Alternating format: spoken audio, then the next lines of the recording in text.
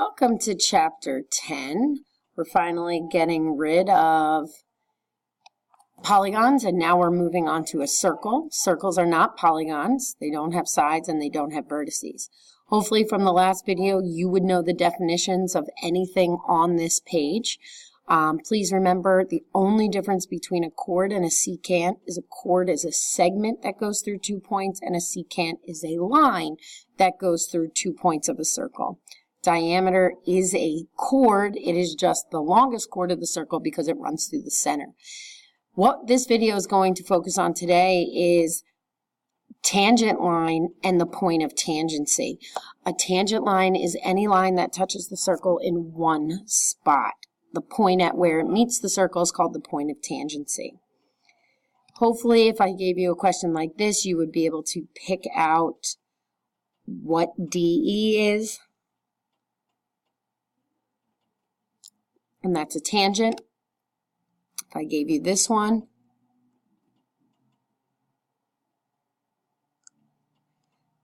that would be secant, because AE goes through the circle in 2 spots at A and G.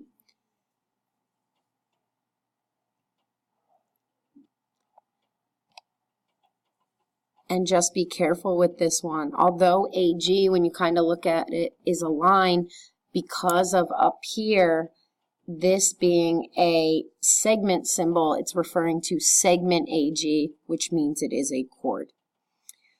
Okay, let's talk about tangent. And when I meant to give this to you, I did not mean for this to be on here. I wanted you to write in the definition, but that's okay. It saves us time. It's a line in the plane of a circle that intersects the circle at exactly one point, and the point of tangency is where it meets.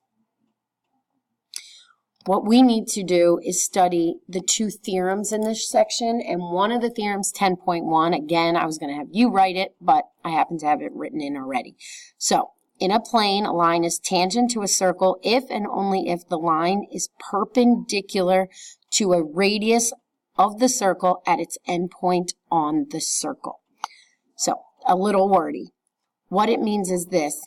If you have a tangent line meeting the circle, then where it meets that would have to be perpendicular to the radius. Because if you think, if it's not perpendicular, if it was tilted at all, then it would cause it to touch the circle in 2 spots. So wherever a tangent line goes through, wherever the point of tangency is, that line, the point of tangency with the radius, or radii plural, has to be 90 degrees. Okay? So that's showing you there. It's showing you line M is tangent to the circle at P if and only if it's perpendicular. If it's not perpendicular, then it's not actually a tangent line. So here's an example of a problem. Why don't you pause the video and read it over. So what I'm asking you here is ST, please be careful, ST is this line out here, is that tangent to circle P? Well, by theorem 10.1, if it's tangent, then where the tangent line meets the radius would be 90 degrees. So I'm not telling you it is 90 degrees, I'm asking you if it's 90 degrees. And so what does that mean? It means, would this be a right triangle?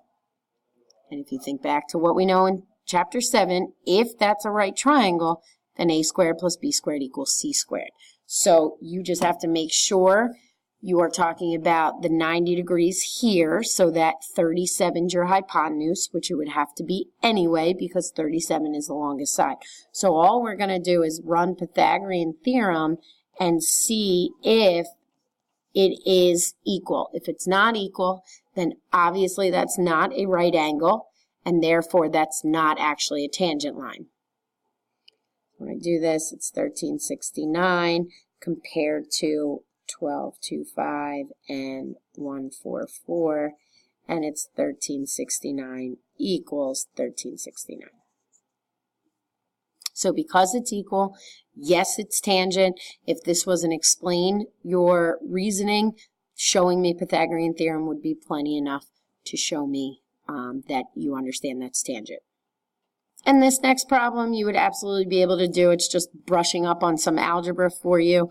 In the diagram, I tell you B is a point of tangency. So that gives you the indication that this is a right angle here.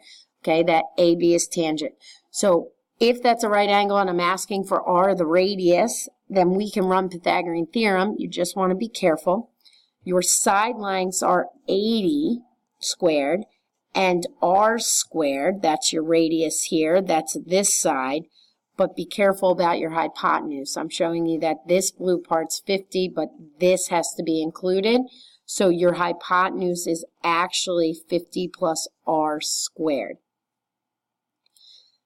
Just remember that you want to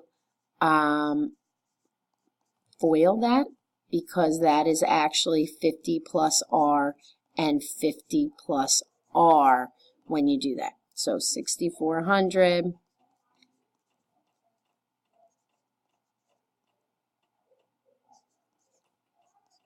it would be 50R and 50R, so I am going to make that 100R and R squared.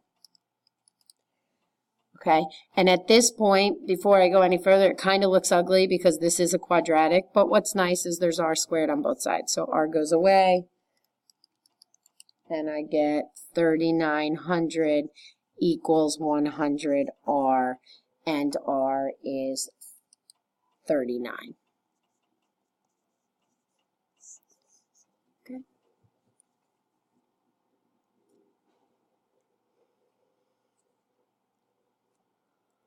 All right, there's two examples of problems to do with tangent. We are, of course, going to do a little bit more and go a little more in depth with that.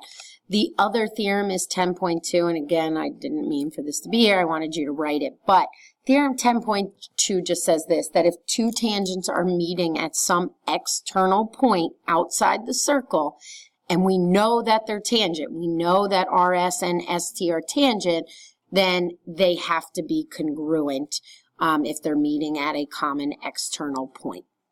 Okay, so an extremely easy example would be find the value of x given RS and RT are tangent. So it's 28 equals 3x plus 4, and 24 equals 3x, and x is 8.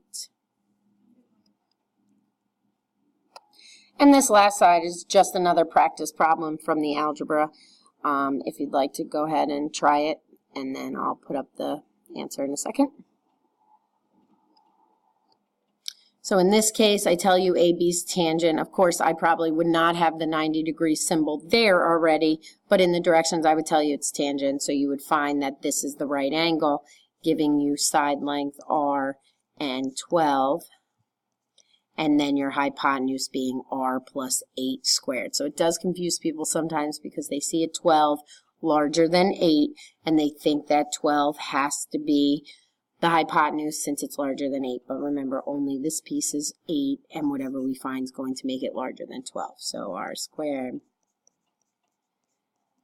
this is going to be R plus 8 and R plus 8.